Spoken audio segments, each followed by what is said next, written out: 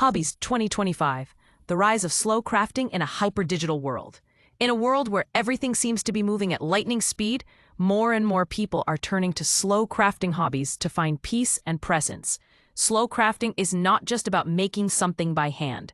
It's a deliberate act of slowing down, being mindful, and reconnecting with the joy of creating, whether it's hand embroidery, candle making, or bookbinding. The trend reflects a growing desire to unplug and engage in tactile, meaningful activities that counterbalance digital overload.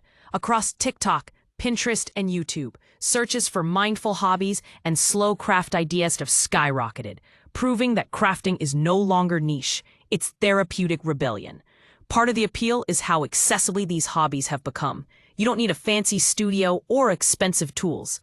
Many slow crafts begin with items already at home. Hand-carved stamps, for example, only need a few simple tools and some rubber erasers. Journaling and scrapbooking require nothing more than old magazines, glue, and a notebook. These hobbies have become especially popular among remote workers and students, offering a screen-free way to reset the brain. In an age of passive content consumption, slow crafting offers an opportunity for active, analog creation, one stitch, fold, or sketch at a time. What makes these hobbies particularly podcast-friendly is the storytelling aspect behind each creation. Listeners love hearing about the origins of ancient techniques like Japanese sashiko stitching or the resurgence of herbalism through handmade soap. You can describe the textures, the patience required, even the small mistakes that turn into beautiful quirks.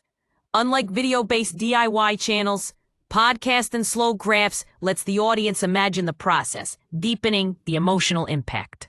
And with platforms like Instagram and Etsy offering visual extensions, creators can post snapshots of the final result without needing to film the entire process. Looking ahead, expect this trend to evolve into more collaborative forms, virtual crafting circles, shared zines, and community-driven art projects. People crave connection, not just with their hands, but with others who share their rhythm.